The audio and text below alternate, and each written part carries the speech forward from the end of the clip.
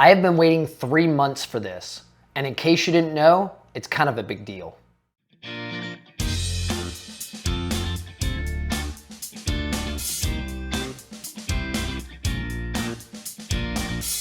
Hey YouTube, what's going on? Danny with DTC. This package just arrived for me this week, and I'm super excited because it is my replacement riser cable for my NZXT H1 I have here. I did a video about 3 months ago now on the H1 and the fire issue they were having with the riser cable. If you want to check it out, I'll leave it in the description or up in the YouTube card here. But they finally sent me over the actual replacement cable, so let's open it and take a look at it. When you open it up, the first thing I noticed is the repair guide kit. It's exactly like it was for my riser cable screw replacement. It's just a really simple to read card. It's got all kinds of, graphics on it and everything. It's highlighted in purple what you're gonna be removing, what you're gonna be installing. It's a pretty straightforward install, but if you've never done it before, that is the exact guide on how to get it done. They gave us metal screws this time instead of the nylon screws that I have in my case right now. I'm not sure if I'd rather use the nylon screws as kind of a double safe measure, but I guess if it's a new riser cable, I should be using the screws that they come with. The riser cable comes in a nice ESD bag, properly sized for the cable itself. Very nice. This is it. As you can see on the side that connects to the actual graphics card here, it's got two grommets, grounding grommets here built into the printed circuit board. It still has the multiple holes, so I'm guessing it's still like an outsourced type of kit, but they did include these grounded connections here. I mean, it looks pretty legit, but I really don't know. I mean, my cable never had any problems from the factory. It was not too close to the 12 volt line or whatever. A little bit of background on it. The printed circuit board here, this part at the top, where your graphics card actually plugs into, because it's gonna make like an S bend. It's gonna come up around and then it's gonna curve in, and I'm gonna install it in the case here, but this side screwed into the chassis, the case, with metal screws, and what they were having happen is the hole was not fitted to the screw. Actually, I'll check that right now. So before, you were actually threading the screw into the printed circuit board or PCB, and that was causing it to cut into it and that exposed the 12 volt line that was running through the board. It's like small thin wires inside the circuit board, and that's what was causing the grounding issue. But by them doing this grommet piece here, that creates a ground around where the 12 volt will be, and it's a bigger hole, so you're not gonna cut into the circuit board with your screw. So this should completely eliminate the problem that they were having. So let's go ahead and take this thing apart, and I'll show you exactly how to throw it into the case. It's really simple. Now, I only have one camera to record with. I was gonna do like an overhead view like I do for the unboxings and stuff like that, but I honestly just wanted to show you a heads-on view of this thing. Hopefully you can kind of get some idea as to how this comes apart. All you do first is pull on the front of the case and your glass comes right off. Then you're gonna turn it around, pull on your backside from the bottom, pops off the exact same way. Slide up on your U-bracket, discard that for a second. Then you can see your graphics card on the backside here. All you're gonna do, I do have some views of this from when I initially did it. I'm using my iFixit kit. These come in really handy. I think everybody should own one. All you need is a Phillips screwdriver, but this has magnetic tips and stuff like that. It's a really nice kit. You're just gonna unscrew the bottom thumb screws here that hold the graphics card on.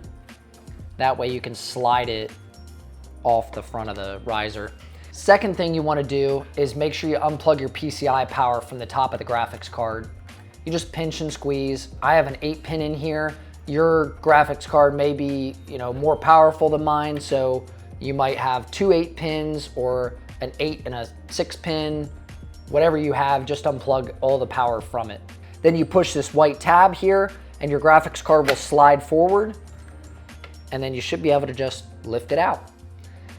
Some graphics cards are bigger than others too. This is kind of a smaller card. This is my Asus ROG Strix 1660 Super. So set your graphics card aside. This may be a good time to clean your graphics card as well if you want to blow it off with some compressed air.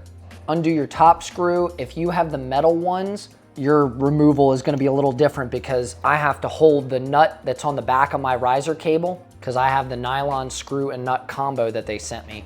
But I am going to hold on to them just for safekeeping. You never know when you're going to need extra stuff. So like I said, once you undo these two screws that hold the PCB on to the chassis here, all you have to do is push down on your tab for your motherboard and the whole riser cable will slide out. And you can see it's an S-shape type of thing or like a zigzag. That's what your new riser cable's pattern will be eventually. Once you start mounting it in and everything, it'll all kind of fall into place. So the new riser cable, you just take off your plastic cover. That way you can snap it into your motherboard. Snake it in from the side here. And you're just going to ensure that it plugs in. You'll hear a positive click. All that's left now is to install my graphics card, which I cannot seem to get a hold of now. So this is why I'm reusing 2-year-old graphics cards. All right, that's slotted in nice and easy. And go ahead and plug it in a while too. Set up your thumb screws to go back into the bottom. So make sure your holes are lined up because my graphics card was being pushed away by the riser cable and it actually made it stick out too far. So you kind of have to smush it in since it's not really formed to the computer yet. Grab your U bracket with your filters on it. Align your tracks. Slides right on. Before you put your back cover on here, make sure your power is back on in case you accidentally bumped it or shut it off or something like that. Then all you have to do is line your side plates up. Look at that. It's back together.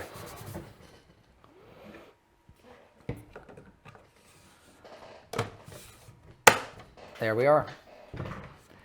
So anyway, this is one of my favorite ITX chassis and I'm really glad NZXT has sent out this, rebuild kit for it. I like that they tried to fix the problem. I don't think the nylon screw thing was the best option, but it was an option for the time being. They should have issued that as like a temporary fix and then said the riser cables are on the way or something, because I'm pretty sure they've had the riser cables in the works since they found out about this thing. It just takes time to source it, get it out to the consumer and all of that.